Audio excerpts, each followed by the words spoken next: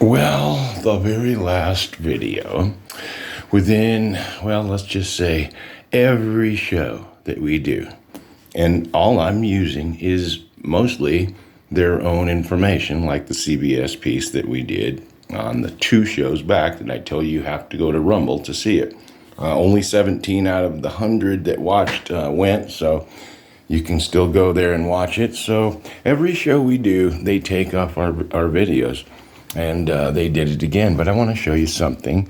Shout out to Jimmy Dore here. He's opened his mind and kind of did his own study. So he actually has some bad side effects and ill effects. And just check out what he's going to play. And I'll let him play it because he seems to get away with it somehow. But they might be removing a bunch of his videos also. So let's just check this guy out because I covered most of this stuff, but I actually played the Lancet review that was the medical journal that's a peer review journal. And when I played the clip of the doctor that wrote it, that's the one they took off. So if you want to watch that, go to Rumble. It's 2 videos back. And this very last one that says YouTube removes videos, the truth, that one, they removed half of the videos within the hour. So this show seems to be a real damaging effect in this titanic great power structure called the New World Order and all of the fun that they do. Here's John Campbell. He's got some more news about the vaccine you're not going to like. This is every day something more. They hid the data. They lied about everything. At every turn, they lied. They lied about masks. They lied about funding the virus. They lied about where the virus came from, and if you said it came from the lab, you were a white supremacist and a racist. Remember that? That made sense. Remember that? And they lied about herd immunity. They lied about natural immunity. They lied about transmission. They lied about contraction. They lied about their studies. They lied about everything to do with COVID. They lied about lockdowns. They lied about everything. I mean, thank God the vaccine was so safe and effective. It's be a total wash. Well, the vaccine is so safe and effective that Australia just released some new data, Kurt, and John Campbell's going to tell it to us. And if this doesn't piss you off, you're dead inside. Welcome, a special welcome to Senator Gerard Rennick from Australia. Senator, welcome and thank you for coming on the programme. Hi, John. It's great to be here and thanks for having me back on. And I know it's the end of a busy working day for you, so we're very grateful. Up and get to it. The question I have, Senator, is that I'm just looking at this excess deaths data from Australia here. And we see that the deaths in Australia started going up in May 2021, got higher in June, July, August, September, October, until in October there were 7,192 deaths. Now, this is in 2021. Now, correct me if I'm wrong here, but the Australia vaccine programme began in the February 2021. So they start the vaccine program in February 2021 in Western Australia. And then all of a sudden these people, they start having higher excess deaths. Oh, probably climate change, right? Well, let's see. It didn't really kick off in Australia until 2022. And so so the excess deaths cannot be attributed to COVID because COVID didn't really kick off in Australia until 2022, as he just shows you. 2 questions here, really. The first is I expect this excess deaths is front page news on all the newspapers and everyone's clamoring to work out why it is. So he's being sarcastic. He's being a little cheeky. He's saying, no, I'm sure this is a front page news to everybody on every newspaper. No, it's not, because the news business is funded by Big Pharma. So they're burying this information, but we're bringing it to you here on YouTube. And the second is, what do we think is causing this? What are the possible range of factors? So first of all, is this making the news? Are the mainstream media all over this story?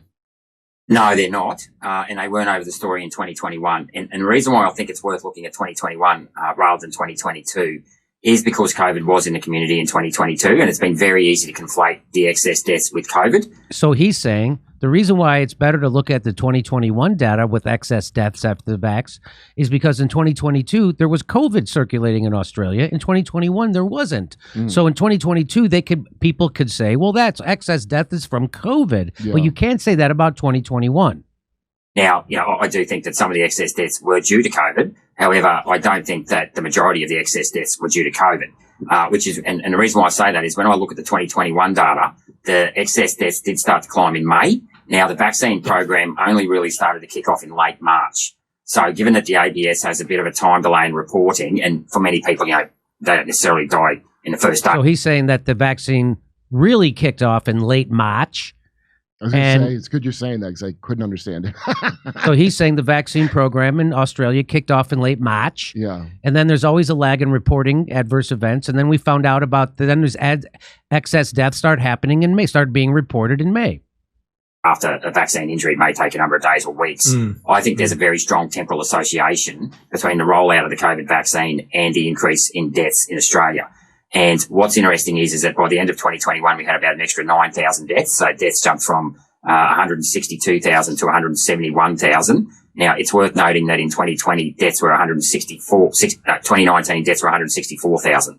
So the lockdowns reduced the death rate by about 2,000 in 2020. And then it jumped about 9,000 in 2021. So we can't put the excess deaths down to the lockdowns and delayed doctor reactions and things like that. Maybe a part of the climb in excess deaths, but not all of it. And what's interesting is too, is in that increase of 9,000, that happened from April, May onwards, that it started to spike, and it wasn't in the first 4 months. So if that was extrapolated for the whole year, that would work out at about 12,000 extra deaths, or almost a jump of 10% in that year, despite the fact there was next to no COVID in the community. So they're saying in 2021, there was a 10% increase in excess deaths that started around April and May, right after the rollout of the vaccine in late March. And that it's 12,000 excess deaths, he's saying, for 2021. And it can't be from COVID, because COVID wasn't circulating until 2022. I wonder what it's from. Mm-hmm. I mean, we remember that there were small outbreaks in Victoria, but there was lockdowns and they were closed down. So there was essentially no COVID in 2021 in Australia. That's right. I've got the figure, Senator, in front of me here. It's 10,392 excess deaths in Australia in 2021. And bear in mind, this is a population of 26.5 million. Yeah, about 25.5 million in 2021. Yeah.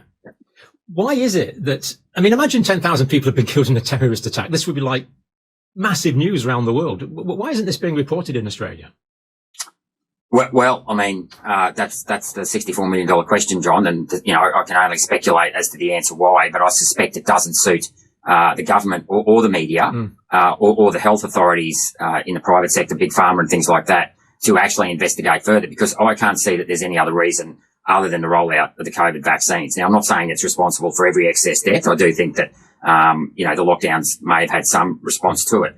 In 2021, there were about 1,300 deaths from COVID. In 2020, there were about 980. So COVID deaths did increase by about 300, but yet again, a long way short of the extra 10,000 in excess deaths.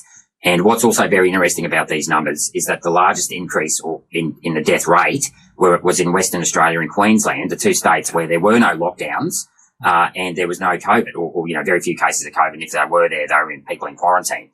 So yet again, the data would indicate that it was a result of the vaccine rollout rather than COVID itself. It's still I think all of Australia, but as you say, Queensland and Western Australia, still a great vaccine. Still get it. Super safe and effective, and everybody should be taking boosters.